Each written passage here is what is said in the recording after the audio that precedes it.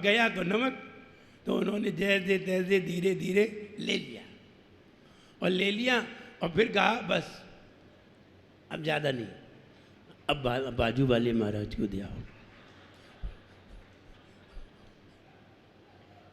और सब लाइन से आर होते थे, चौके भी क्रम क्रम से लगे हुए थे भाई ऐसे ही पार्ट में। तो आचार्य ने कहा वो बाजू वाले महाराज को दिया बस, और जल ले लिया और ले करके अपना आहार करने लगे।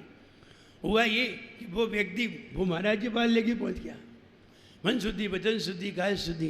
बोले नहीं नहीं दूध नहीं लेना। बोले महाराज आचार्य श्री का आशीर्वाद है, आचार्य श्री ने भेजा है। उन्होंने आचार्य जी की तरफ देखा, आचार्य जी बोले हाँ लो लो तुम भी लो। तो आचार्य श्री ने उन्हें कहा, आचार्य जी ने इशारा दिया तुम चलो भाई ले लेते, गुरु आ गया। तो उनने भी एक अंजुली लिया और पिया। बोले बस बस बाजू वाले महाराज को दिया।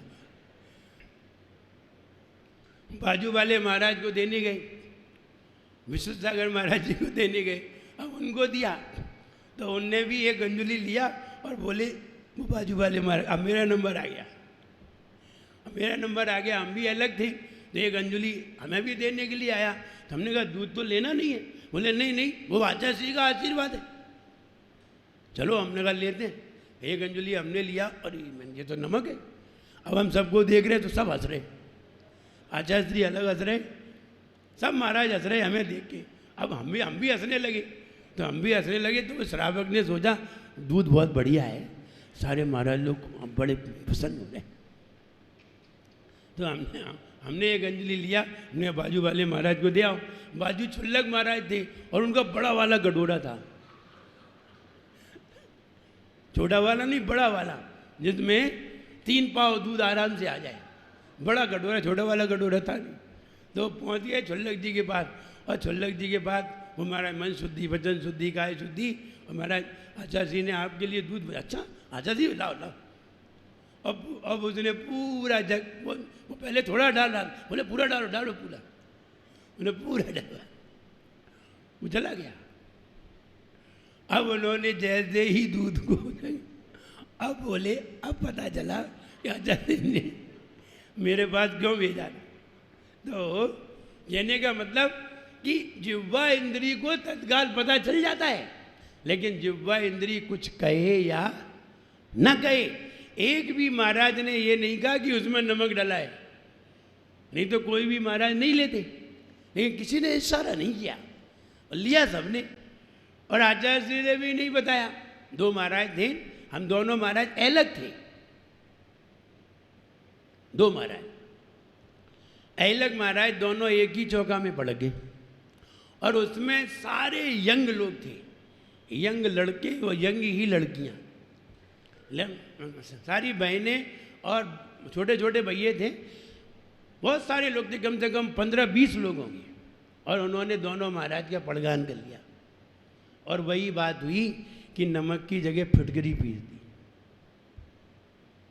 और फिटकरी पिस गई।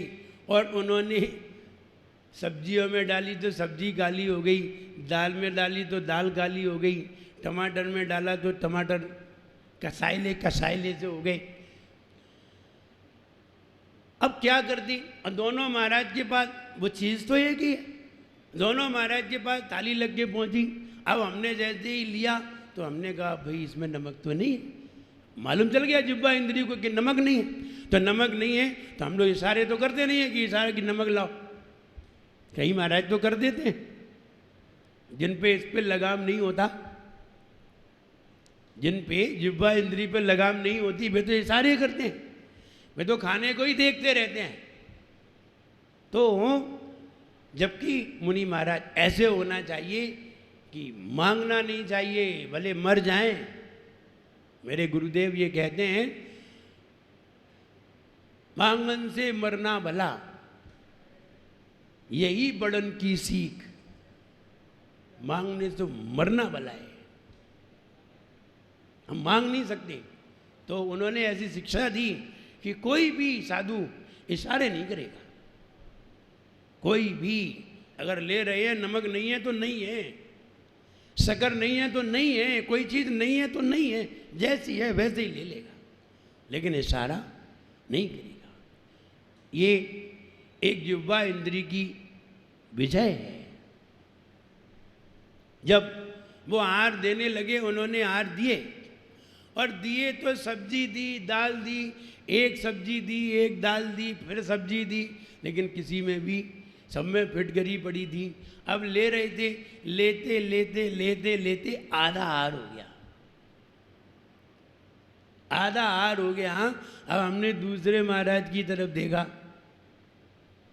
तो हमने देखा तो हमने इशारा दिया, कहो ठीक चल रहा है, आंखों का इशारा दिया, कहो ठीक चल रहा है, तो उन्होंने भी हाँ हाँ ठीक चल रहा है, तुम बताओ तुम्हारा कैसा चल रहा है। उनका भी इशारा था, तो हमने भी ऐसा ही इशारा दे दिया, हमने हाँ आनंद आ रहा है, तो वे भी बोले हाँ बहुत आनंद आ रहा है।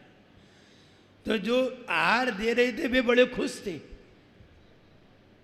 वे बड़े खुश थे। उन्होंने कहा महाराज को देखो आज कितना अच्छा लग रहा है, तो लगता है अपन ने चौका बहुत अच्छा लगाया है। ऐसा सोच करके वे बड़े खुश थे।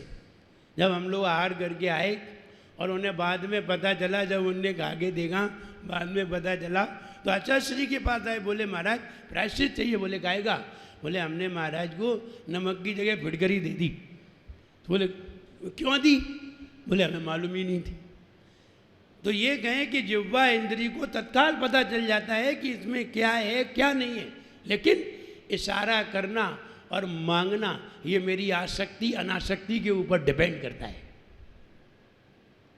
इसलिए वे मुनि महाराज जिनके हाथ में रूखा सूखा भोजन आता है और घी से युक्त हो जाता है, विदेह क्षेत्र में विराजमान उन मुनि महाराज को मेरा नमस्कार हो भी। ये उनकी रिद्धि है।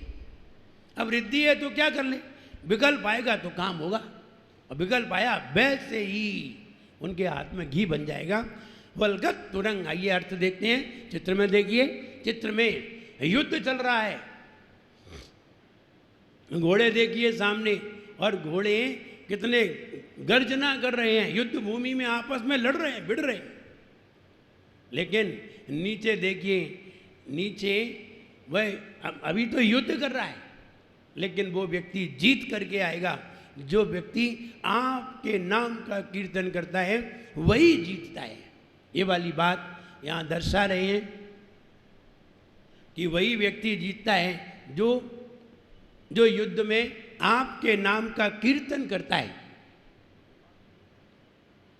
आपके नाम का कीर्तन करता है वही व्यक्ति जीत करके आता है, और जो आपके नाम का कीर्तन नहीं करता वो व्यक्ति हारता है। ये बात, क्योंकि आदमी में ताकत ही क्या है, और जो आपके नाम का कीर्तन कर रहा है वो व्यक्ति आपकी ताकत भी अपने साथ कर रहा है, और अपनी ताकत तो अपने साथ है ही, आपकी ताकत भी साथ में ले रहा है।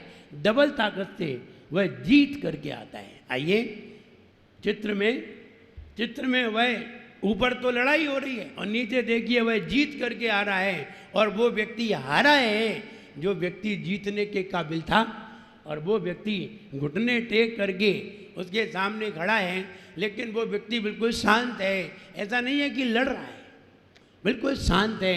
यही बात इस छंद में दर्शाई गई है। वलगत तुरंग, तुरंग माने घोड़े, वलगत माने उछलने वाले, वलगत माने उछलने वाले, उछलते हुए घोड़े। गज गर्जित, गज माने हाथी, गर्जित गर्जना, हाथियों की चिंगाड़, घोड़ों का उछलना, हाथियों की चिंगाड़। भीम नाद, भीम माने भयंकर, आवाज आ रही है। माजऊ सेना, माजऊ बलम, सेना बलवती है, बल से बलवती है सामने वाली सेना। मपी भूपति नाम, सामने वाला जो राजा है, भू माने पृथ्वी, जो पृथ्वी का जो राजा है, उस राजा की सेना, सामने वाली राजा की सेना बलशाली है और सामने वाला कमजोर है। सेना बलशाली है और इधर की सेना कमजोर है, और घोड़े और हाथियों की चिंगार सुनाई दे रही हैं। उद्यत दिवाकर मयूख शिखा पवित्रम। उद्यत दिवाकर जैसे कि सूरज उगता है, उदित होता है दिवाकर सूरज, मयूख उसकी किरणें, शिखा पवित्रम आगे की जो किरणें हैं, जो आगे की किरणें हैं वो तो आपके कीर्तन, आपका कीर्तन से तम इवासु विधा मुपैती, जैसे तम माने अंधेरा, इवासु आशु माने शीघ्र, उपैती माने नाश हो जाता है। जैसे सूरज की किरण के अग्रभाग से, सूरज की किरण की शिखा से अंधकार छिन्न भिन्न हो जाता है, ऐसे ही आपके नाम के कीर्तन करने वाले व्यक्ति से सेना भी तितर बितर हो जाती है, यानी इधर उधर बिखर जाती है, इधर उधर भाग जाती है और वो विजय प्राप्त करता है। अभी ये नहीं कहा कि वह विजय प्राप्त करता है, अभी तो ये कहा है हे भगवान आपके नाम के कीर्तन से सामने वाली जो सेना है वो बलशाली है, ताकतवर है, हमसे भारी है, लेकिन फिर भी आपके नाम का जो कीर्तन करता है वो अगर सामने जाता है तो सेना इधर उधर तितर बितर हो जाती है, इधर उधर भाग जाती है और उससे लड़ने के लिए तैयार नहीं हो पाती। आपके नाम के कीर्तन में इतनी ताकत है कि सामने वाली सेना भी इधर उधर भागने के लिए मजबूर हो जाती है। जैसे बहुत सारी भीड़ हो और बहुत सारी भीड़ हो और कहीं सेना आ जाए, आर्मी आ जाए और आर्मी कहीं हवाई फायर कर दे तो भीड़ कैसी हो जाती है, फौरन कोई इधर भागते हैं, कोई इधर भागते हैं, तितर बितर हो जाती है। बिल्कुल वैसे ही हे भगवान जैसे कि भीड़ को आर्मी तितर बितर कर देती है, इधर उधर भगा देती है, वैसे ही आपका नाम का कीर्तन सामने वाली बलशाली सेना को भी इधर उधर भागने को मजबूर कर देता है। अभी इतना ही कहा है, आगे के छंद में कहेंगे कि वो जीत करके आते हैं जो जीतने के काबिल नहीं होते। आगे के छंद में इसकी पूर्ति होगी। दो छंद दोनों बंद एक साथ जो कहे गए हैं, सिर्फ पहला और दूसरा और 42 और 43 दो छंद ऐसे हैं, दो जगह दो छंद हैं कि दो छंद को ही पढ़ना पड़ेगा तब ही अर्थ निकलेगा, वरना अर्थ नहीं निकलेगा। तो यहाँ वो दो छंद के लिए कह रहे हैं कि हे भगवान वो सेना भी जो बलशाली है वो सेना भी तितर बितर हो जाती है, जैसे सूरज की किरण से अंधेरा छिन्न भिन्न हो जाता है, ऐसे ही आपके नाम के कीर्तन से बलशाली सेना भी छिन्न भिन्न हो जाती है, इधर उधर हो जाती है। ये वाली बात यहाँ कही गई है। प्यारे आदिनाथ भगवान करे गुरु मान तुंग गुणगान, जिन्हें नित्य धोक हमारी है भक्तामर स्तोत्र की महिमा सबसे न्यारी है, कि मोरी सुन गयो हृदय में गुन गयो। उछल रहे घोड़े गर्जन हाथी करते भारी, जिसे जीतना कठिन जो सेना कहीं किसी से हारी। रवि से तम भग जाता वैसे सेना सब भग जाती, तेरा कीर्तन करने वाले की ध्वजरण लहराती। यही है कीर्तन का परिणाम, युद्ध भय होते सभी विराम, गुरुवर ने उच्चारी है भक्तामर स्तोत्र की महिमा सबसे न्यारी है, कि मोरी सुन गयो हृदय में गुन गयो। युद्ध के मैदान में राजा है बलशाली, हाथियों घोड़ों की गर्जन हो रही भारी। जीतना है युद्ध को लगता कठिन पर जो, आपका कीर्तन करे पाता सफलता वो, युद्धों का विनाशक है तेरा चिंतन, तेरा चिंतन। आदिनाथ गुरु मान तुंग को करो नमन, हो विनम्र भक्तामर गाँव में पावन, में पावन। आदिनाथ गुरु मान तुंग को करो नमन,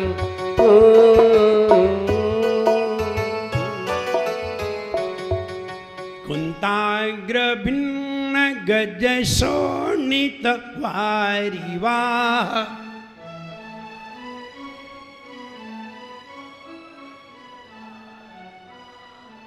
कुंताग्र भिन्न गज शोणित वारिवाह,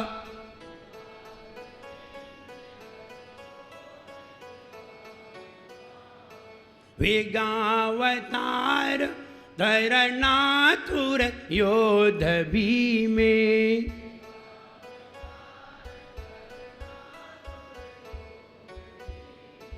युद्धे जयम विजित दुर्जय जेय पक्षास,